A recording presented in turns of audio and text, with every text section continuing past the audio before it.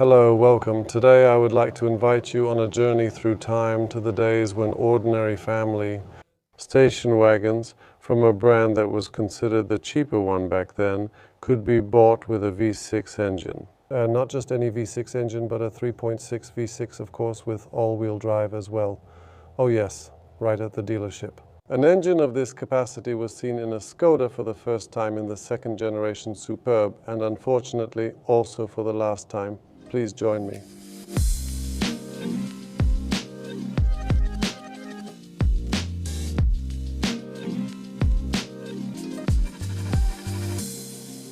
Hi, I'm Pavel, and by profession, I'm a financial analyst.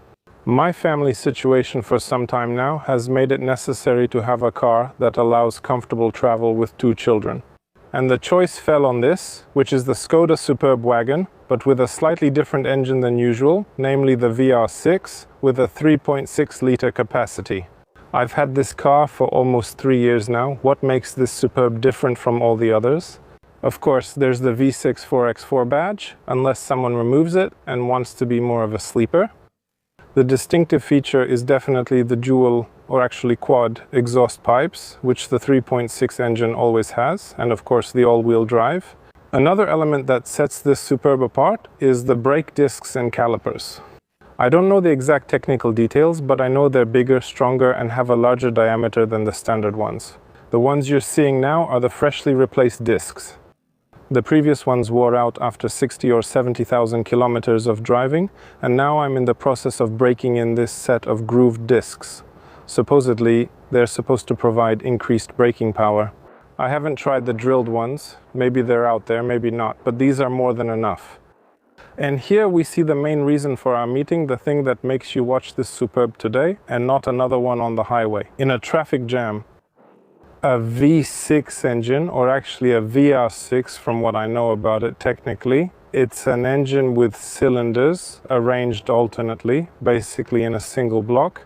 It's not a classic American V where you can make that kind of sign with direct injection. The engine is pretty understressed with no turbo. Here, the power, as far as I know, is dictated by the gearbox. The gearbox we have here is operated. It handles up to 350 Nm, and that's exactly what we see as the output torque of this engine. Direct injection, and in this case, as you know, an LPG conversion is possible. I bought this unit with a mileage of already 230,000 or 240,000 kilometers, and my mechanic, who deals with LPG installations and general service, advised against it. He advised against installing an LPG system in this particular car. He said that the number of potential complications that could arise, like pieces of carbon buildup breaking off, basically outweighs the economic sense of this investment. When it comes to performance, it's good. For me, a guy pushing 40 with 2 kids, it's more than enough. It's definitely not a sleeper. It's not a car we're going to thrash, do donuts with, or try to set any 0 to 100 times. According to the catalog, it's about 6.5 seconds until you see 3 digits on the speedometer. In heavy traffic, that's absolutely enough. What I like about this engine is its very smooth operation and very nice performance. You don't have to rev it up to high RPMs, although this engine does like to go high, especially in sport mode. It really revs up easily and the dynamics are a lot of fun. An important element for me was the drive, 4-wheel drive. Personally, I think that anything with more than 200 horsepower or torque exceeding 300 Nm with front-wheel drive is just a fun toy. It can be really attractive and a lot of fun, but in normal, everyday conditions, when driving in different weather, when it's wet, when you're going into some mountainous areas, having 4-wheel drive was definitely one of the important things. It was one of the important factors we considered when choosing this particular vehicle. It's a Haldex system, which in short means that for the user, it's a front-wheel drive car. And at the moment when we lose traction, when the front axle is no longer enough, the rear axle engages, and we also get drive to the rear wheels. This is noticeable when it's wet. It's a nice feeling, like the rear axle digs in a little. You feel a bit of a kick from behind, and then the acceleration is much better. And that's the moment when much more powerful, sportier cars start to fall behind in the rearview mirror. Especially when it's wet, especially when the weather conditions are bad, or when you're taking a sharper turn, it definitely makes a difference. Everyone says that Poles love SUVs, but here there has to be a little asterisk and fine print. Yes, but that's about private choices. That's when the Kia Sportage, Yaris Cross or CHR reigns supreme. But 69% of registrations in Poland are by companies, and the king of fleets is the Toyota Corolla, which is also the most common taxi in Poland, almost 17,000 units. This isn't just a theory. These are statistics from the AutoDNA report summarizing the year 2025 for the new car market. That's also where I found out that the car with the highest damage rate in their used car database is the BMW 5 Series. Do you know how many of these cars have a recorded damage in the AutoDNA database? Every third, every second, more than 3/4. The link to AutoDNA is in the description. It's worth checking it out not just for interesting facts like these, but most importantly for reliable information about used cars before you buy them. Check the car's VIN in AutoDNA before buying and avoid getting a car that's been in an accident or one with a tampered odometer. See the link in the description. A lot of people, when they hear 3.6 liters, say, no, that's going to burn 15 liters, 18 liters. I can say that over 70,000 kilometers, sometimes the fuel consumption averaged over 11 liters, especially in winter and especially on short trips. Now I think I have about 6,000 kilometers since I last reset the statistics, and if I remember correctly, it's 9.6 liters. On the highway, I managed to get it down to as low as 8.5 liters. Highway driving at the speed limit in Italy and Germany, so around 120 to 134, is about 9 liters as for the service. When buying this car, there were basically two things we knew we had to service right away. Those were the brake discs. The car had been sitting at the dealership for about 4 or 6 months. The discs got rusty, they vibrated terribly, they braked fairly well, but driving was basically impossible, so the discs were the first thing we replaced. The cost of those discs right now, since I replaced them literally just a few weeks ago, I think I paid about 1,600 zlotys or 1,400 for the set. These supposedly have increased braking power, so maybe they're a bit more expensive than in regular city cars, but they're definitely not some crazy high prices. Availability of parts is also something I pay attention to. The car was officially sold in Poland, so without any problem, you'll find parts at all dealers and wholesalers. You just need to provide the VIN number, and mechanics have absolutely no problem with it. The second thing we had to service right after buying it was the timing chain assembly. This engine has a timing chain. Those 220 or 230,000 kilometers was how long this engine ran on the original timing chain. It just so happened that when we bought it at the end of December, we managed to replace the brake discs. There wasn't time to do the timing chain yet, and already by mid-February, or maybe even at the end of January, we were in Italy skiing with this car. After we got back, it turned out it was good that we drove fairly carefully, because one of the timing chain tensioners was already completely broken and damaged. The chain was loose, but still within the tolerance range. The cost of the timing chain job, I think it was about 44,500. I think we also paid a few hundred more at that time for one of the hubs, which apparently was already worn out and needed to be replaced. Are these high costs? I think they're reasonable. The timing chain assembly, basically after this replacement, probably won't be replaced a second time at this point. The car has 310,000 kilometers on it. Doing another 100,000 with it would be great. And I assume that this engine won't need another replacement. As for the interior, największe wrażenie na nas. The color scheme did the trick. A 15-year-old car in our hands and in the hands of our two kids handled this test very well. I don't think they managed to break anything off. Nothing got snapped, which is an amazing plus. Subaru didn't do as well, although the kids were younger back then. As you can see, there's tasteful plastic that looks like wood. Some of these inserts are, let's say, kind of funny, but it looks okay. This car, apart from the engine and the drivetrain, is just one big okay. Is it quiet? It's okay. Is it luxurious? Let's say it's okay. Do the gauges and indicators make any impression? Again, it's just okay. The seats are more than okay. We've only done maybe 2 or 3 such trips with it, trips where we sat in them for a total of 11 hours, and it was comfortable. I have some back problems. My wife also has some back problems. In the back, there are 2 kids sitting who often have a problem with everything, but the seats are definitely worth mentioning. They're power adjustable and have memory settings. They have lumbar support adjustment, which I started to really appreciate, and they're heated, which is nice in the winter. Unfortunately, they're not ventilated, and sometimes in the summer, that's probably the one real downside. When it gets hot, the leather on this seat starts to bother you. Let's just say the air conditioning alone isn't enough. If you ever feel useless and unnecessary, just think of me testing the space in the Skoda Superb where there's so much room that the test is completely unnecessary. Above my head, guys, I can't even show how much space is left. I'm sitting in the right position relative to the steering wheel, and I only set it roughly, and it's already fine. There's plenty of space for my knees as well, and we're only at the front, because in the back it'll be even better. That's all on that topic when it comes to space in the back.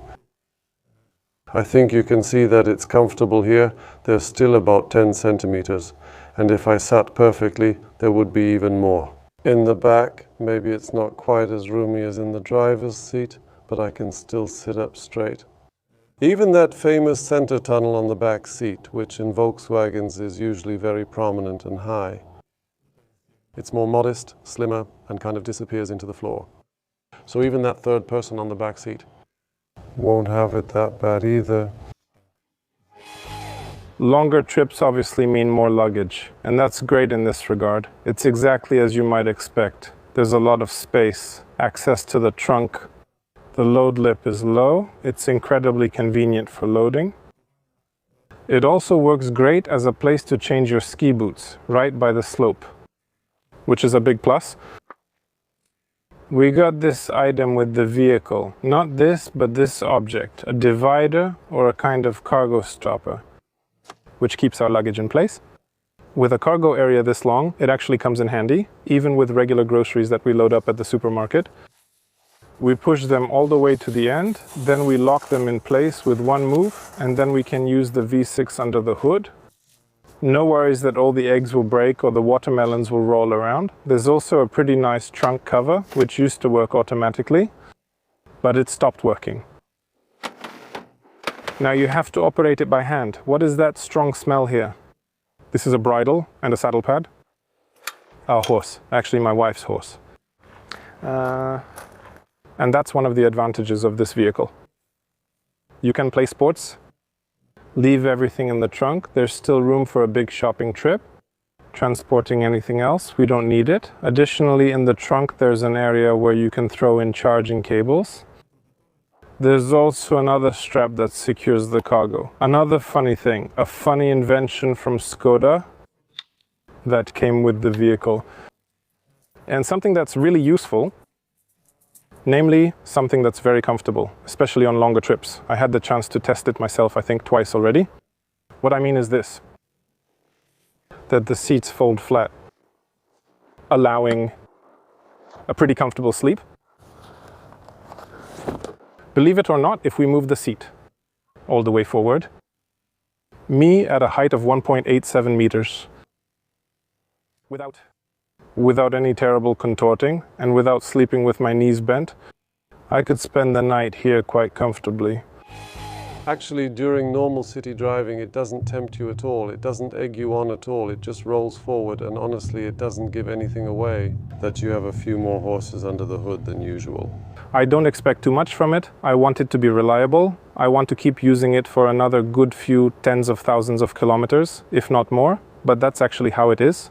It doesn't tempt you. This is a car that I often catch myself noticing that when I'm driving my dad's Rapid, which has 125 horsepower from a massive 1.4 liter engine, I drive faster and I drive at higher speeds than with this one. Here I have a lot of fun driving. It's quiet, it's peaceful, a place where we really appreciate it, that peace and quiet. It's a highway.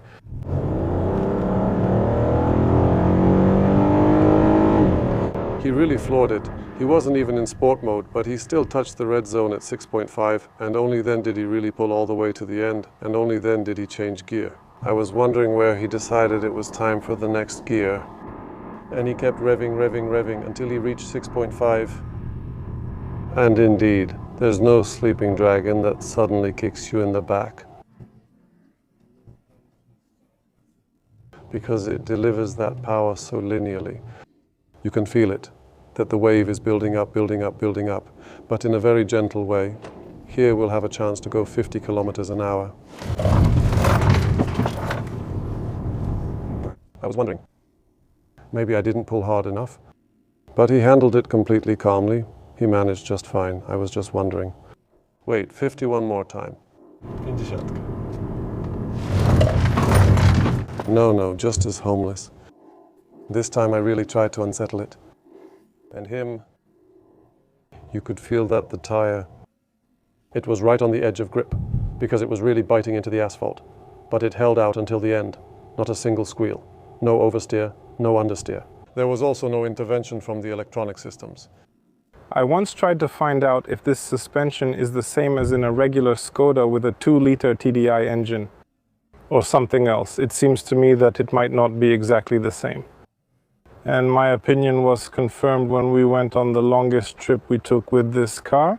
It's accelerating. Let's try it from 0 now just to get a rough feel, and now we'll do it in sport mode. We'll see. Oh. He wants to. Did the sport mode wake him up like that? Nice. Let him stay in sport mode for a bit, yeah. Yeah, let him rev a bit. I was just thinking about the question, where is the hat? Next to the fishing vest, of course. But now I see that this is a car that really starts to tempt you and egg you on. An interesting change. I'll tell you, even the gearbox starts to jerk. It definitely shifts gears more aggressively.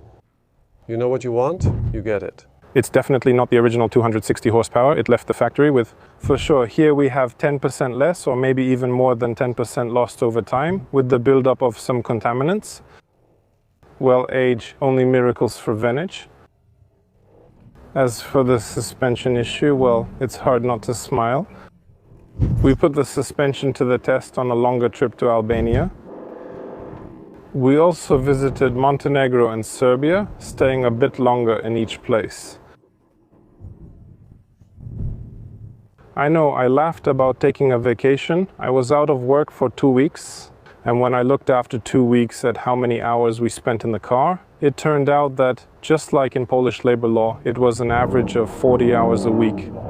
Over 80 hours, so you didn't actually take a vacation. I was also sitting at a slightly different computer, a bit simpler than usual, yes.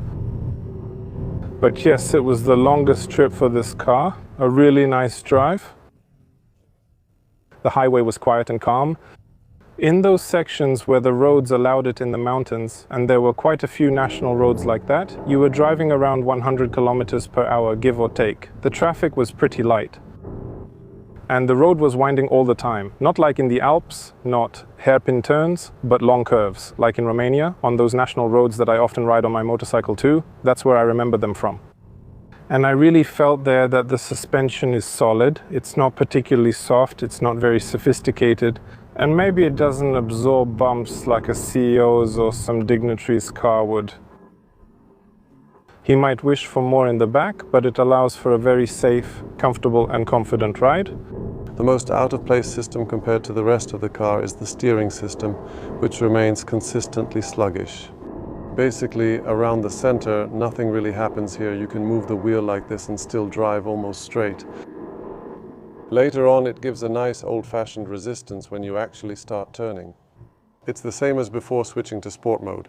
But that's my theory in general, that if you have a car like this, one you want to drive, then every part of your day matters. That 740 when you start the engine and drive the kids, pick up some packages or buy some bread. Somehow I prefer to do it in one that can easily replace an espresso shot. There's something to that. And it's interesting that you managed to find that dose of caffeine in a Skoda wagon. Looks like you made the right choice. How much do these cars cost? If someone, so to speak, felt encouraged to check if there's still something interesting on the market to grab, something that doesn't already have 500,000 kilometers on the clock. We paid exactly $45,000 for this particular car in 2022. Today, actually yesterday, just out of curiosity before our meeting, I checked the prices and the range is very wide because there were some for 25, maybe even one for 17, but the average value is probably around 35 to 45,000, somewhere in that range.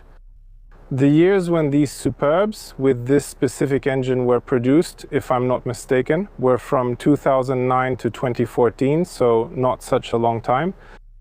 But you have to keep in mind that these are vehicles that are already at least 10 or 11 years old, and this one is 15. Yes. Well, what's important is that in your case you took proper care of the timing system and all the needs of this car, so you can keep enjoying it, and that's what I wish for you. Thank you very much for the presentation, for the story, and probably for giving a positive signal to future owners, because it seems that in your case at least it was a perfect choice. And I wish that this car serves you well for as long as possible and that your next choices are just as good. Thank you also for watching this episode. Remember to subscribe and see you in future videos. Bye.